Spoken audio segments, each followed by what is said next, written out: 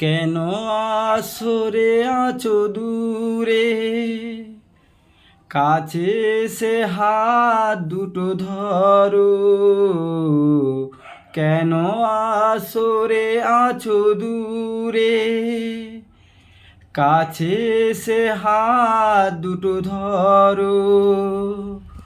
শপথের মন কারা সুরে, পারবে না তবু কেড়ে নিতে। ও